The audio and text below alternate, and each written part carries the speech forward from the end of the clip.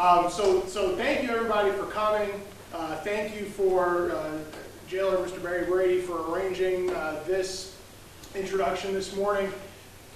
We flipped it off of Tommy's slide. That's okay, because I just want to talk about some points on that slide real quick. You know, there's a saying that gets thrown around a lot about the only people who like change are wet babies.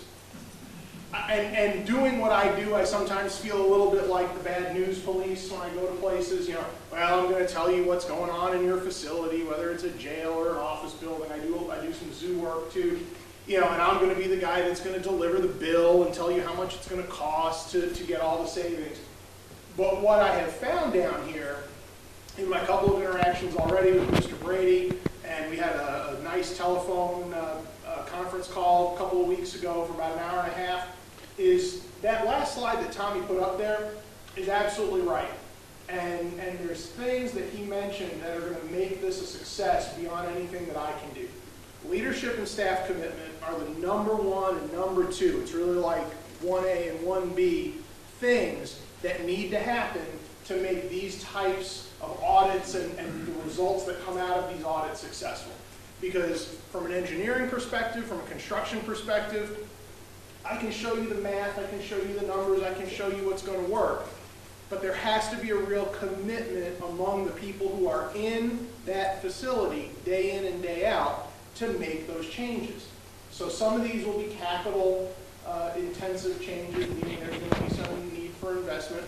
Some of these things may be behavioral changes, the way people interact inside the building. And what I've found so far is a very committed staff, obviously a very committed leader as well. And I do want to recognize the fact that we had that call. I asked for some information and some data. It came overnighted in the mail to me. I got a nice box before I left for vacation, got to get my Excel skills out and work on the data that I got, so thank you to the staff for that. Real briefly, what we're going to do over the next 3 days, I'm going to be looking primarily in a few different areas. We'll be looking at energy, as you saw on the slide, and what energy really means is looking at things like lighting, HVAC systems, hot water systems. We're going to do an assessment of the building envelope using thermal imaging, infrared camera, to look for places where cold air is infiltrating into the building. Because honestly, that's one of those places where changes can be made, usually, for relatively low cost. Sealing gaps that you can't see with your naked eye, where cold air in the winter or hot air in the summer is coming in and causing your bills to go up. So we'll be taking a look at that. On the water side, we'll be looking at the efficiency of fixtures that are currently in place. We'll also be looking at what is in your wastewater stream. Is it every drop of water that's being metered as you use it? Is that how your wastewater bill is being calculated? What's going into that wastewater bill? As Tommy mentioned with food waste, obviously every time a garbage disposal unit is used in a sink, there's a wastewater bill attached to that. So we're going to look comprehensively at water and wastewater. Just real briefly, one of the things, and water is a good place to make this illustration, one of the things I've learned in doing this work is you oftentimes can find multiple benefits from making a single change. So by putting a flow restrictive device on a toilet in a cell, let's say, not only do you have the ability to control the amount of water that's being flushed through that toilet, but you have the opportunity to sometimes lock that toilet out prior to doing a cell search, so security is improved. In some cases, and I don't believe this to be the case down here, but some other projects I've worked on, there were consent orders from the municipal wastewater plant because of the amount of trash that was being flushed down cell toilets, using them as garbage cans. Those consent orders were able to be lifted, and the fines that were associated with those consent orders were able to be lifted because of flush restrictive devices as well. So we got to think holistically about this, not just, hey, let's make a change at a commode, but what else can this do? What else can we get a benefit from making that change? So, energy, water, wastewater, those are big. Tommy already talked about solid waste and recycle. I want to take a real hard look at that. When I was a kid growing up, I did not have an overwhelming urge to play with other people's garbage, although I find that now sometimes in doing this job, that's what it requires. So we'll do audits to look at how much garbage is being generated and what can we do with those waste streams to save money. Tommy illustrated very well. You pay for waste a couple of different ways. You pay for waste because you've got a waste container sitting out there that's on some type of a contract, so you're paying for that. You're paying every time that's being dumped, and then you're paying usually some kind of a tipping fee at a landfill as well, so and the trucking. So you're paying multiple times for that same piece of garbage as it goes through the stream, so you can get multiple benefits by reducing that stream. Tommy talked about revenue generation opportunities from recyclables. We'll take a good look at that too. So energy, water, wastewater, solid waste, recycling. We'll take a look at chemical management.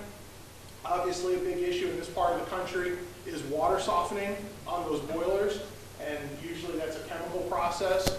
There's also cleaning chemicals and other chemicals used inside of the facility. We'll take a look at that as well to see where some costs can be saved that way. And then the thing that I really like about doing correctional facility projects is we then get to bridge into programming and jobs. Part of my background, I'm a former educator, and so I really like finding opportunities through doing this work where we can bring in a training element to what we're doing.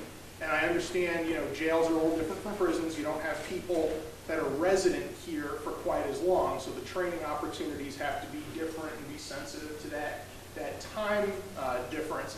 But I've got a real interest, Mr. Brady's got a real interest in looking at how we can expand some programming and training opportunities through this as well. And that, I'm going to leave on that note, but that highlights another point. A lot of what we do can be monetized.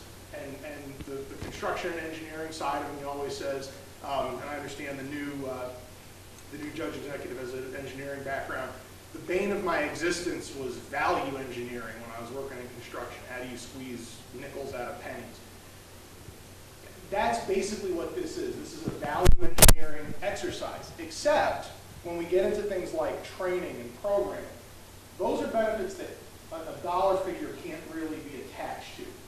So those are the things that then the staff inside of the facility, this comes back to leadership and buy-in, need to make some decisions about, is it worth doing those things because of the non-monetary benefits that can be generated as well.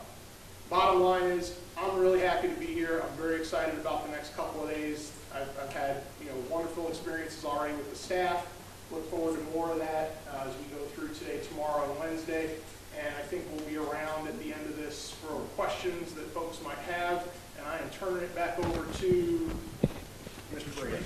All right, thank you. All right, guys.